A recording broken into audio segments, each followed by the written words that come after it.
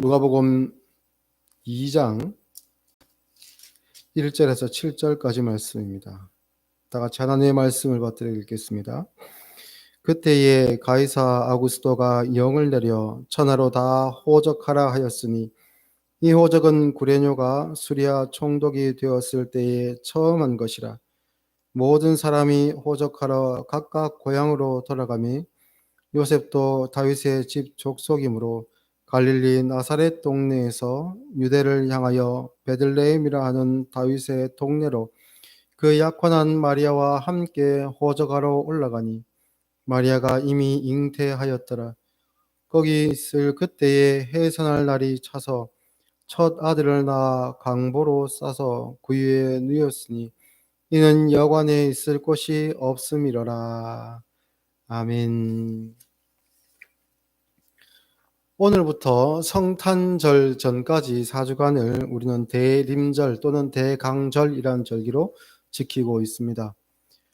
이는 예수님께서 처음 오신 초림하신 것을 기념하고 감사하는 동시에 다시 오실 것이라는 것에 대한 약속을 우리가 믿고 기다리는 그러한 절기입니다. 그래서 어떤 면에서는 이 성탄절 절기는 성경에는 구체적으로 나와 있지 않지만 그 의미는 다른 절기들과 연결이 되어 있다라고 볼 수가 있습니다. 물론 성탄절이 예전 같지는 않습니다. 물론 예전에는 이 12월 달만 되면 거리마다 그 성탄 캐롤송이 울려 퍼지고 또 가게마다 성탄 트리가 걸리고 그리고 거리마다 이렇게 교회 단체들에서 나와가지고 큰 성탄 트리들을 로타리라고 하죠. 큰 차들이 많이 모이는 그런 도로 가운데서 그런 트리를 설치하기도 했습니다. 물론 그중 일부는 아직까지 지켜지고 있지만은 분위기는 물론 옛날 같지는 않습니다. 학생들도 마찬가지인데요. 이 24일 날, 그 하루 전날 밤이죠. 그때가 되면 다 교회에 모여가지고 발표를 하고 연극이나 중창, 합창 이런 순서들을 준비해서 예수님의 나심에 대해서 기리고 또 이 즐거운 마음으로 그 하루를 밤을 보내며 지새며 그렇게 보냈었습니다. 근데 요즘은 그렇게 잘 하기 힘들죠. 하면 그 한 주 전 주일날 오후 예배를 발표회로 이렇게 하기도 하고 그래서 정작 그 성탄절 하루 전날은 모여서 하기가 힘든 그런 때가 되었습니다. 근데 예전은 우리가 학생들도 마찬가지고 어른들도 마찬가지고 그렇게 성탄절이면 성탄절이라 하여 그 즐거움과 기쁨을 많이 누리고 흐뭇한 마음으로 연말을 준비하고 마무리하면서 그렇게 이제 지냈었는데요.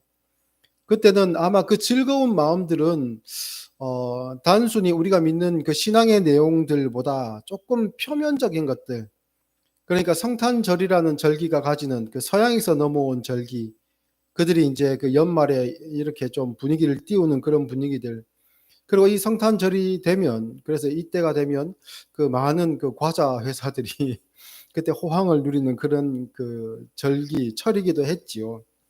그래서 이제 쉽게 마음껏 먹고 싶은 것을 먹을 수 없었던 그 시절에 간식을 풍부하게 풍성하게 먹는다는 것은 참 그 인간의 본성에 자리 잡은 그 즐거움을 건드리고 이렇게 충족시켜주는 그런 일이기도 했습니다. 그리고 밤새워 놀아줄 그러한 문화가 없던 시절에 친구들과 모여가지고 밤을 새우면서 노는 것, 이것은 참 그 즐거운 일이었지요. 그래서 이것이 하나의 문화로 자리 잡고, 그래서 이제 평소에 교회를 열심히 다니지 않던 친구들도 이 성탄절이 되면 뜸하던 친구들도 교회에 나와서 같이 이 문화를 즐기고 교회에서 그렇게 함께 했던 그런 기억들이 있습니다. 그런데 지금은 어떻습니까? 지금은 사회가 많이 바뀌었죠. 그때 교회가 성탄절을 통해 일반인들에게, 보통 사람들에게 주던 그러한 즐거움들은 다른 것으로 이미 다 대체가 되었습니다. 평소에 하고 싶은 것 다 할 수 있는 그러한 시대가 되었습니다.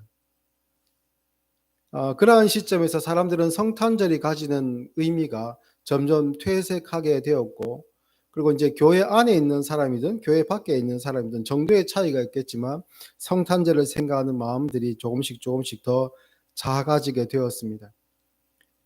비교인들은 교회의 이 성탄절에 대해서 관심을 가지지 않게 되었고, 교인들조차도 그냥 지나가는 절기 중에 하나다라는 그러한 분위기가 형성이 되었지요. 아마 이렇게 된 것은 물론 이제 뭐 교회 밖에 있는 사람들이 성탄절에 대해서 관심 안 가지는 거야 어떻게 보면 자연스러운 일이라 할 수 있습니다. 그런데 교회 안에서 믿는 우리조차도 이 성탄절을 생각하는 마음이 예전 같지 않다. 라는 것은 좀 문제가 있다. 우리가 무엇인가 회복해야 될 어떠한 우리의 신앙적인 문제가 우리 안에 자리 잡고 있는 것이 아닌가 그런 생각들을 해보게 되었습니다. 그래서 우리 새순교회만이라도 성탄절을 이 절기를 기다리는 그 시점에서 우리의 신앙을 조금 점검해 보고 바른 성탄절을 지키는 것이 어떤 것인가를 우리가 요 짧은 4주간을 통해 가지고라도 한번 생각해 보도록 하겠습니다. 먼저 본문으로 돌아가 보면요. 그 가이사 아구스토라는 사람이 등장하는데 이 사람은 기원전 27년부터 기원 후 14년까지 로마 제국을 다스렸던 황제였습니다. 이 사람은 굉장히 행정력이 뛰어난 사람이라고 하는데요. 그리고 이 뛰어난 행정력으로 그 제국 안에 있는 나라들을 비교적 잘 다스렸고 그 잘 다스리는 방법으로 사용되었던 것이 바로 인구조사였다고 합니다. 그 정확한 인구조사는 왜 해야 되는가? 인구가 파악이 되어야지 그 제국 안에 있는 그 지역의 경제력이나 군사력들이 파악이 되고 그러면 정확하게 그 지역에 세금을 물릴 수가 있게 됩니다. 행정적으로. 세금을 물릴 수가 있게 되고 때로는 숨겨진 돈이나 또는 숨겨진 인력들이 있을 때에 그 지역 안에서의 반란 세력이 될 수 있기 때문에 그러한 부분들을 아주 이제 투명하게 밝혀내는 그런 좋은 수단이 되기도 하지요.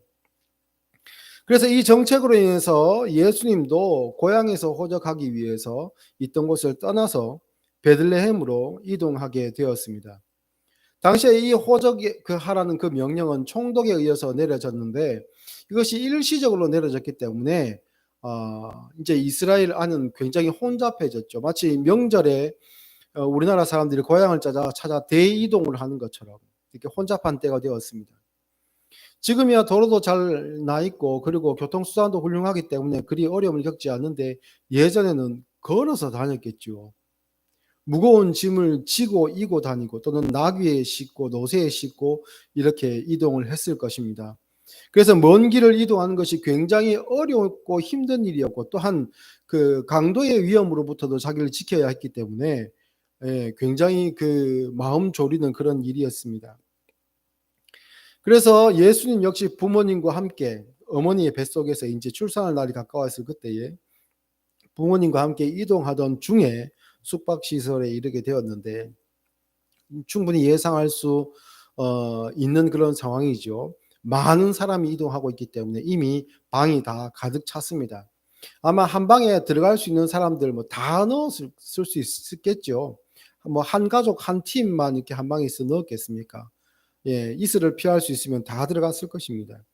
그런데도 불구하고 예수님의 부모는 방을 잡지 못했는데 다행히 마구간에 임시거처를 마련할 수 있게 되었고 그리고 예수님은 해산 때가 되어 가지고 그 어머니가 진통하고 예수님은 나셨습니다.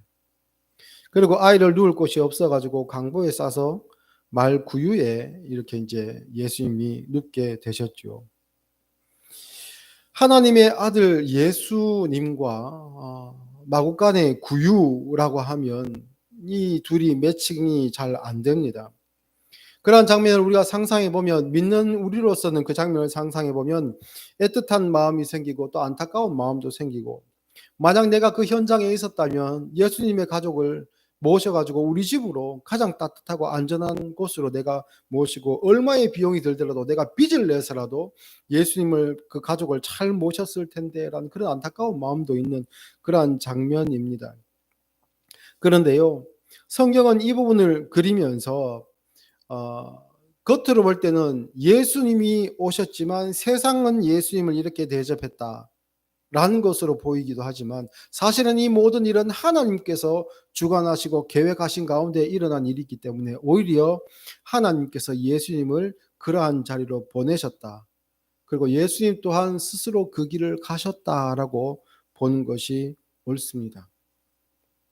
예수님은 환영받는 자리로 사람들의 지지를 받는 자리로 가기를 원치 않으시고 스스로 가장 낮은 자리로 스스로 십자가를 지는 자리로 날 때부터 그러한 길을 가셨습니다.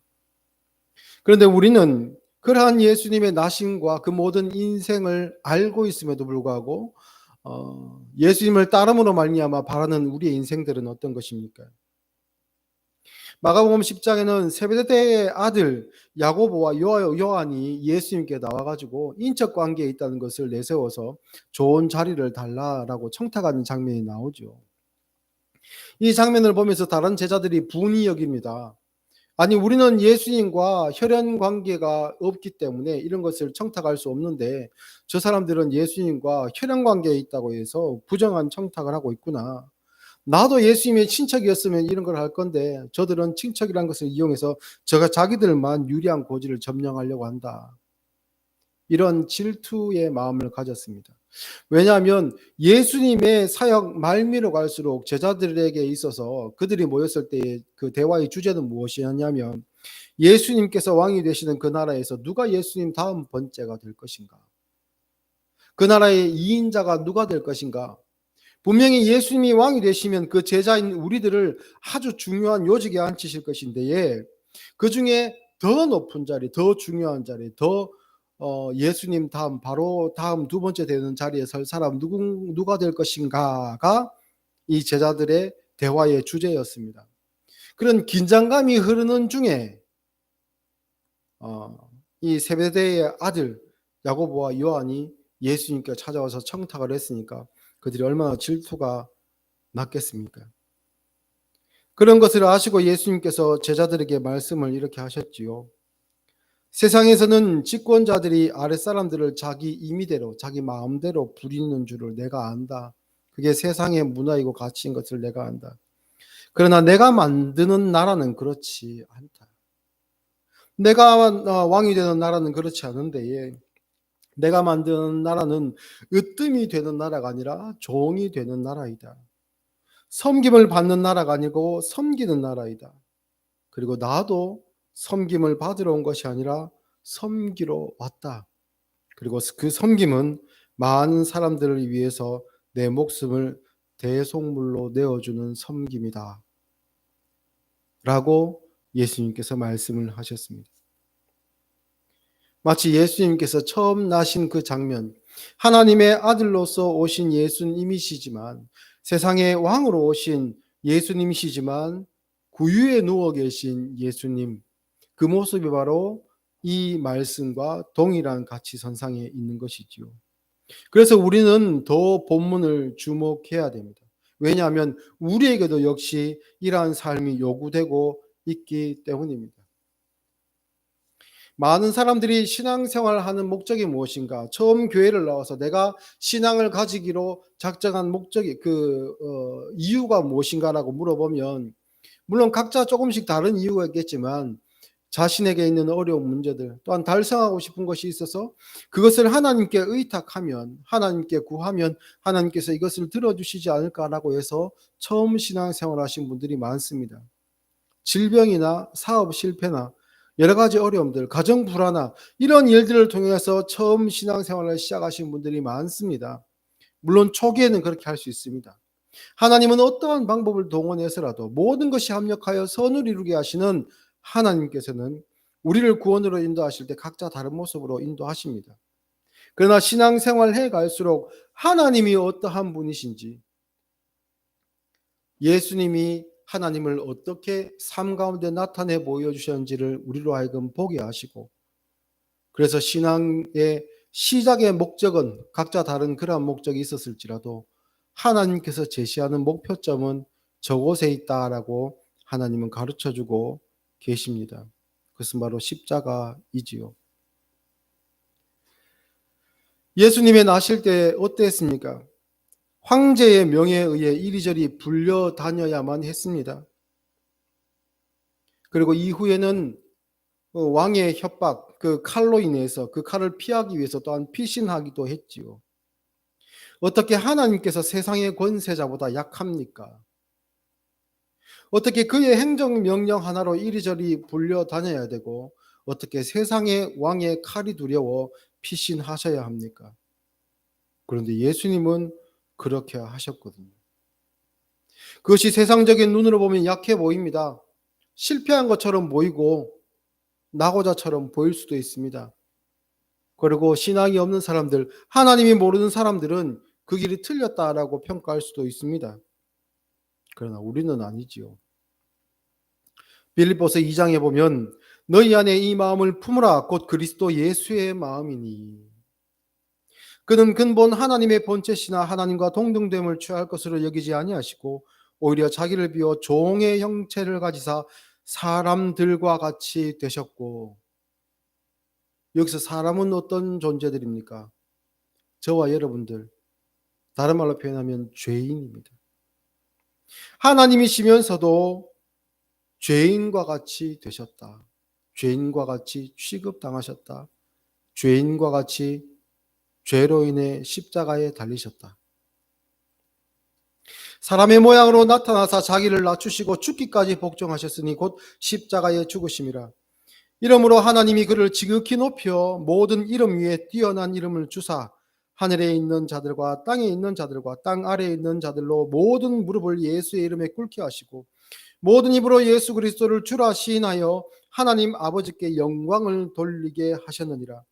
그러므로 나의 사랑하는 자들아, 너희가 나 있을 때뿐 아니라 더욱 지금 나 없을 때에도 항상 복종하여 두렵고 떨림으로 너희 구원을 이루라.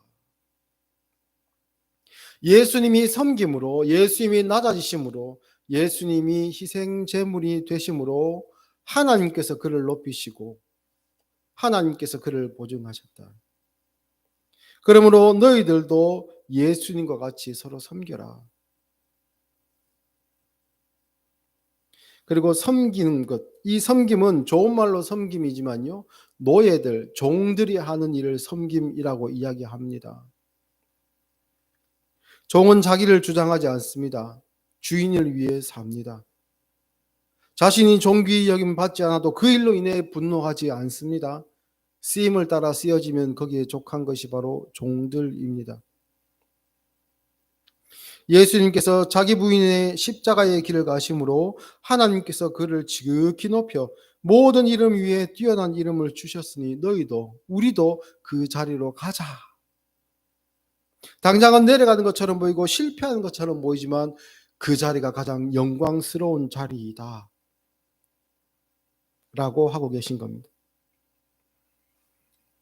반면 아직 신앙이 어린 신자들은 어떤 생각을 합니까? 하나님, 저는 큰 거를 바라지 않고요, 그저 밥 굶지 않게 해주시고 애들 키우는데 부족함이 없도록 큰 돈도 필요 없으니까 적당하게만 교육시킬 수 있을 정도로만 벌게 해주시고, 그리고 애들이 잘 자라가지고 자기 가정 이루고 자리 잡을 때까지만 건강을 지켜주십시오. 나는 그저 큰 거 바라지 않으니까 모든 주일과 또한 교회에 필요한 일들이 있으면 내가 다 헌신할 테니까 하나님 이 정도만 좀 해주십시오. 사랑하는 성도 여러분, 신자로서 우리는 거기에 만족할 수 없습니다. 물론 건강하면 좋겠지만, 또 물론 부유하면 좋겠지만 물질적 부와 육신의 건강으로 만족하라고 하나님께서 우리를 구원하신 것이 아닙니다. 그것보다 더 영광스러운 것, 더 큰 것을 사모하라고 하나님께서 우리를 부르셨습니다. 우리는 우리 생각보다, 우리의 기대보다 더 큰 존재이고 더 하나님께 영광이 되는 존재들입니다. 그 부분을 꼭 기억하실 수 있기를 바랍니다.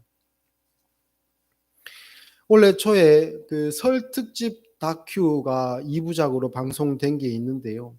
그 다큐의 제목이 어른 김장한이라는 그런 다큐멘터리였습니다. 한 40-50분 되는 다큐가 2부작으로 그렇게 제작되었었는데요. 그 다큐멘터리를 제가 이렇게 보면서 참 마음에 울림이 있어서 그 짧은 내용을 여러분과 함께 나누기를 원합니다. 경남 진주에 가면 남성당 한약방이라는 곳이 있습니다. 물론 지금은 폐업을 했습니다. 이곳의 원장님이 김장하라는 분인데요, 그 지역에서는 굉장히 유명한 분이라고 합니다. 이분이 어릴 때부터 중학교를 졸업한 이후에 한약방에서 일을 이렇게 이제 하면서 허드렛 일을 하면서 스스로 공부를 하고 있었는데, 그런데 이제 6.25 이후에 62년도, 그러니까 이분이 18살이 되었을 때에 전국에 공고가 일시적으로 한번 났다고 합니다. 그 한약방 그 시험을 쳐서 여기에 합격하면 약방을 열 수 있도록 해주는 그런 그 자격증을 주는 그때가 있었다고 하는데요. 그때 미성년자임에도 불구하고 이분이 열심히 공부해 가지고 덜컥 합격을 했다고 합니다. 그래서 인제 합격한 그 해에 자격증을 돌라고 인제 가니까 인제 주민번호 확인해 보고는 깜짝 놀란 거죠. 미성년자에게 줄 수 없어서. 그러면 합격은 해 놓고 1년 후에 자격증을 주겠다 해 가지고 19 살에 한약방을 열 수 있는 한의원을 이제 열 수 있게 되었다고 합니다. 이분이 어렵게 살다가 인제 한약방을 열 수 있게 되어 가지고 인제 그 진료를 시작하고 약을 지어 줬는데요. 얼마나 이 약이 잘 됐는지 그 한약방 앞에 줄이 아침에 첫 차가 딱 들어오면 거기서 내린 사람들이 한약방 앞에 줄을 쫙 섰다고 합니다. 그럼 번호표를 이렇게 나누어 주고 심지어는 오전 번호표가 금방 다 되면 또 오후 번호표까지 다시 나누어 주고 그렇게 해서 약을 지어 줬는데 너무나도 이분의 약을 찾는 사람들이 많아 가지고 직원을 약 18 명에서 20 명까지 둘 정도로 이 약방이 그렇게 호황을 누렸다고 합니다. 그런데 이 약방이 왜 그렇게 잘 되었는가를 이렇게 보니까 약이 잘 되는 것은 기본이었고 약값이 굉장히 쌌다고 합니다. 당시에는 약재값이 있고 그 약재를 지어서 인제 환자들에게 인제 제공할 때 그 약재를 짓는 것이 기술비라고 해 가지고 굉장히 돈이 거기서 많이 붙었다고 하거든요. 근데 이것을 자기가 생각해 보니까 '아픈 사람 대상으로 내가 이 일을 하는데 내가 약재를 완전히 낮춰야 되겠다.' 아주 적은 금액만 약재에다가 기술료를 붙여 가지고 굉장히 싼 금액으로 약을 지어 줬다고 합니다. 싸다고 해서 그 약이 잘 듣지 않는가? 그렇지 않았다고 합니다. 그래서 많은 사람들이 그 약방을 찾아왔었고 이분은 그 약방을 잘 운영해서 많은 돈을 벌 수가 있게 되었습니다. 그런데 이분이 돈을 벌면서 했던 일들이 있는데요. 그 일들이 학교를 짓는 일, 또 가정 폭력으로 갈 곳 없는 사람들을 위해서 보호소를 여는 일, 그리고 학교를 지었으니 그곳에 있는 학생들 중에 열심히 공부하지만 돈이 없어서 학교 나올 수 없는 학생들을 위해서 예 1 년에 수십 명씩의 등록금을 본인의 돈으로 다 대주는 일들. 또 그분께 도움받아서 자랐던 사람들 중에 헌법재판관도 있고 대학 교수들도 있고 그런 사람들이 수두룩했습니다. 그냥 찾아와서 이 선생님께 찾아와서 "학비가 없다."라고 이야기하기만 하면 두말하지 않고 묻지 않고 그냥 현금으로 이렇게 세 가지고 이렇게 줘 가지고 "공부 열심히 하고 포기하지 말라." 그렇게 해서 학생들을 이렇게 공부할 수 있도록 해준 그런 일들도 있었고요. 그리고 각종 차별 철폐를 위해서 자기 몸을 내던지는 그런 일들을 많이 했습니다. 우리 교회에도 한번 이 주제에 대해서 이야기한 적이 있었는데 진주 지역에 평등운동하면 형평사라고 제가 한번 말씀드린 적이 있었죠. 형평운동 그 백정에 대해서 이 차별 철폐하기 위해서 모였던 그 운동을 말씀드린 적이 있는데 이 운동이 의미는 남아 있었으나 그것이 계속 지속될 수가 없을 그때에 지금으로부터 약 한 30년 전쯤이죠. 그때에 인제 이 형평운동 기념회를 시작한 70 주년으로 기념을 해 가지고 이분이 전적으로 뒤에서 인제 자금을 대고 사람들을 모으고 해서 이 형평 운동 기념회를 이렇게 발족하기도 했고요. 그래서 이분이 성차별 운동 모든 각종 차별 운동을 철폐하기 위해서 엄청 열심히 그렇게 일을 하셨더라고요. 그럼에도 불구하고 기자가 찾아와서 그 선행의 내용에 대해서 물을 때 이런저런 질문하다가 물으면 그냥 입을 다물어 버리는 겁니다. 그러니까 이제 기자도 당황해 가지고 그 인터뷰가 막히기도 하고 그런 일들이 있었습니다. 그런데요. 이분이 지금까지 선행하고 사회에 환원한 금액을 이렇게 환산해 보면 학교도 물론 이렇게 환원을 했습니다. 그 금액을 따져 보면 수백억이 넘습니다. 훌쩍 넘습니다. 어릴 때부터 어렵게 살았지만 그가 돈을 벌면서 자신의 그 원하는 것들을 위해서 쓴 것이 아니라 사회로 계속 이것을 환원하면서 그렇게 살아왔었죠. 그러니까 이분은 44 년생이니까 우리나라 나이로 하면 올해 80 살이 됩니다. 그런데 이분을 보니까 출퇴근할 때 차가 없이 걸어 다니고 있었습니다. 70대 후반의 할아버지 한의사가. 그리고 점심시간이 되면 다시 집으로 걸어가서 식사를 하고 다시 걸어 가지고 약방으로 출근하고 지금까지 자기 자가용이 없는 상태로 그렇게 지냈습니다. 그리고 젊은 시절에 학교 이사장으로 있을 때도 업무를 위해서 학교로 출근할 때 그때도 다른 이사들은 자기 차를 다 끌고 오는데 이분은 자전거를 타고 그렇게 왔다고 합니다. 그래서 이런 일들에 대해서 기자가 물었습니다. 그 사람들이 보통 돈을 많이 벌면 자신을 위해서 쓰고 싶은데 왜 이렇게 살아왔습니까? 어떻게 이런 삶을 사실 수 있었습니까? 그러니까 이분이 담담한 목소리로 그냥 이렇게 이야기합니다.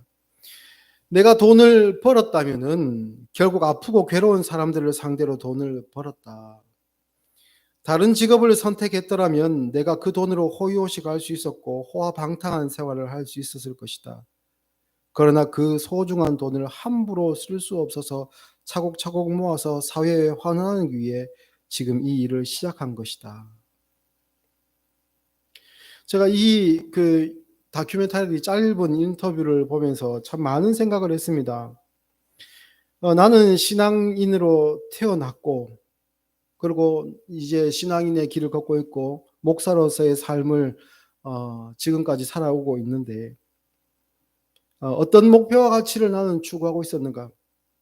종교가 수단이 되어서 나도 호의호식할 것을 기대하고 있었나? 나도 혹시 믿지 않는 사람들처럼 인생을 허랑방탕하게 낭비하며 살지 않았나? 이 김장하라는 그 할아버지 영감님 그 다큐멘터리 이 이름 앞에 어른이라는 두 글자가 붙어 있습니다. 요즘 시대는 나이가 많은 사람들을 이야기할 때 안 좋은 말로 비꼬아서 하는 표현들도 있는데요. 그런데 이분은 참 젊은이들이 그 삶을 따라가고 싶은 닮고 싶은 참된 어른의 삶이 아니었나. 그러면 나도 신앙인으로서 믿는 자든 믿지 않는 자들에게 내 삶을 비추어 드러냈을 때에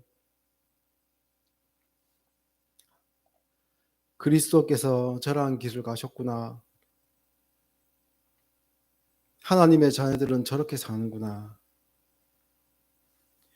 그래서 그리스도인이기에 그리스도의 향기가 나는구나. 그러한 삶을 살아야 되지 않겠나. 또 그러한 삶을 살아야겠다라는 그런 마음의 다짐을 저는 하게 되었습니다. 사람의 삶도 한 명의 인생도 이렇게 사람들에게 감동을 줍니다. 그런데 하나님의 아들로서 이 땅에 오신 예수님은 어떠한 모습으로 사셨습니까? 그 모습은 우리에게 유일한 본이 되고 우리의 삶의 목표를, 내용을 담고 있습니다. 그래서 우리는 주님의 나심을 기다리는 이 시점에 예수님의 삶에 대해서 더 집중하고 귀 기울여야 되고 또 예수님을 이 땅 가운데 보내주신 하나님의 마음에 우리는 귀 기울여야 될 줄로 압니다. 이러한 예수님의 오심, 그 삶, 그리고 목표, 우리에게 하신 그 약속, 이 모든 내용들을 우리가 짧은 이 한 달간의 기간을 통해 대림절 기간을 통해서 중간중간에 계속 묵상해보고 그리고 우리가 또한 마음의 감동을 주시는 대로 하나님의 말씀을 통해 그 뜻을 더 새기고 그렇게 기다렸을 때에 성탄절을 맞이하는 우리의 마음은 더 풍성하고 기쁘고 즐거울 줄 압니다. 이 기쁘고 감사한 절기를 고대하는 마음, 설레이는 마음으로 준비하며 기다릴 수 있는 우리 모두가 되었으면 좋겠습니다. 기도